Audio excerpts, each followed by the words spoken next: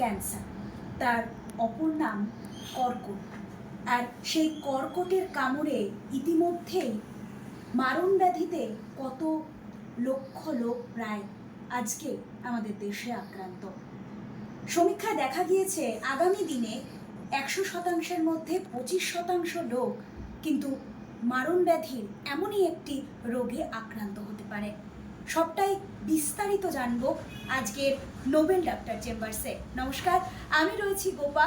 আমার সাথে আজ রয়েছেন হোমিওপ্যাথির ডাক্তার ডক্টর নারায়ণ রায়, এবং তার কাছ থেকে আজকে আমাদের বিষয় রয়েছে ক্যান্সার। আর এই ক্যান্সারের সমস্ত অ্যান্সার আজ আমরা জেনে নেওয়ার চেষ্টা করব আমাদের নোবেল ডাক্তার চেম্বার্সের পর্দায়। নমস্কার ডাক্তারবাবু। নমস্কার। নোবেল ডাক্তার চেম্বার্সে আপনাকে স্বাগত। আপনার কাছে প্রথমেই জানতে চাইবো ক্যান্সার কি, এবং এই রোগটা ঠিক মারণ ব্যাধি কেন, সর্বসময় সকলের ভয় ভীতির কারণ এই ক্যান্সার কেন? দেখুন, ক্যান্সার হলো আমাদের শরীরের কোষের মানে অস্বাভাবিক কোষগুলি অনিয়ন্ত্রিতভাবে বৃদ্ধি পায় এবং শরীরের বিভিন্ন অংশে ছড়িয়ে পড়ে। অর্থাৎ একটা কোষ থেকে আরেকটা কোষ যখন তৈরি হয়, সেটা যখন নিয়ন্ত্রণের মধ্যে থাকে না, যখন দ্রুত হারে ছড়ায় একটা কোষ থেকে আরেকটা কোষ, তখন আমরা ক্যান্সার বলি। অর্থাৎ কোষের বৃদ্ধির হারকে আমরা রুখতে পারছি না। শরীর যখন বৃদ্ধির হারকে রুখতে পারছে না কোষের সেলের, তখন আমরা ক্যান্সার বলি। এই ক্যান্সার ঠিক কত রকমের, মানে কোথায় কোথায় এবং কত রকমের ক্যান্সার হতে পারে, কি কি ক্যান্সার হয়, ক্যান্সারের প্রকারভেদগুলো যদি একটু বলেন। দেখুন, আমরা এখন অবধি জানি যতটা, যে প্রায় 100-র উপরে ক্যান্সার আছে। বিভিন্ন জায়গায় বিভিন্ন প্রকার টাইপের ক্যান্সার আছে। তার মধ্যে বেশি হয় সেগুলো কয়েকটা নাম আমি বলি।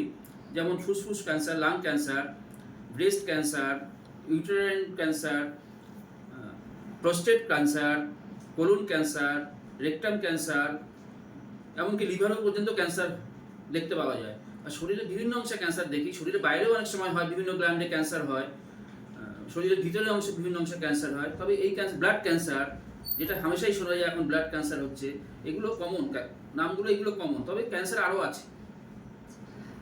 ক্যান্সার যে কথাটা রয়েছে, এই ক্যান্সারের প্রাথমিক লক্ষণগুলো হিসেবে আমরা কি দেখতে পাই? দেখুন, প্রাথমিক লক্ষণ অনেক আছে, তবে যেগুলো কমন যেগুলো আমি সেগুলো বলি। দীর্ঘদিন হঠাৎ ওজন কমে যাচ্ছে শরীরের, এটা একটা ফার্স্ট। শরীরের ওজন কমছে এবং সেটা দ্রুত হারে কমছে, এটা ক্যান্সারের একটা লক্ষণ।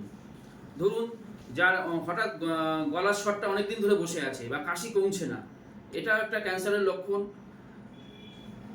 লুজ মোশন হচ্ছে, দীর্ঘদিন ধরে লুজ মোশন হচ্ছে, পায়খানা ওষুধ খেয়েও অ্যান্টিবায়োটিক খেয়েও কমছে না, এটাও একটা কারণ। পেটে ব্যথা, পেটে যন্ত্রণা, বমি হচ্ছে, মানে ত্বকের কালার পরিবর্তন হচ্ছে, এটাও একটা ক্যান্সারের লক্ষণ। এরকম অনেক লক্ষণ আছে। তবে প্রাথমিক এই লক্ষণগুলো দেখলে অবশ্যই চিকিৎসকের কাছে যাওয়া উচিত। বা শরীরে কোথাও অংশে যদি গ্রোথ তৈরি হয়, অ্যাবনর্মাল গ্রোথ, টিউমারের সৃষ্টি হয়, সেইটা অবশ্যই তখন ডাক্তারবাবুর সাথে দেখা করা উচিত। দেখা করে পরীক্ষা নিরীক্ষার মাধ্যমে সেটা ট্রিটমেন্ট করা উচিত। টিউমার বিভিন্ন জায়গায় হতে পারে, টিউমার শরীরে, সেইগুলো ভালো টিউমার হতে পারে, খারাপ টিউমারও হতে পারে। খারাপ টিউমারগুলো আমরা ক্যান্সার বলে আমরা বলি। মানে এই টিউমারের সাথে ক্যান্সারের কি সংযোগ স্থাপন রয়েছে? অবশ্যই আছে। টিউমার থেকে ক্যান্সারের সৃষ্টি হয়। টিউমারকে দুই ভাগে ভাগ করি, একটা হচ্ছে বিনাইন টিউমার, একটা হচ্ছে ম্যালিগন্যান্সি টিউমার।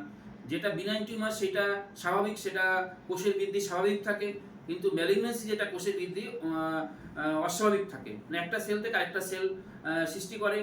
পরবর্তী ক্ষেত্রে সেই টিউমারটা আলসারে পরিণত হয়, যেটা দ্রুত হারে ছড়িয়ে পড়ে। ক্যান্সার এই যে রোগটা আর কি সর্বক্ষেত্রে সর্ব জায়গায় ছড়িয়ে যাওয়ার একটা সম্ভাবনা সবসময় রয়েছে, এর বিশ্লেষণটা যদি একটু জানান।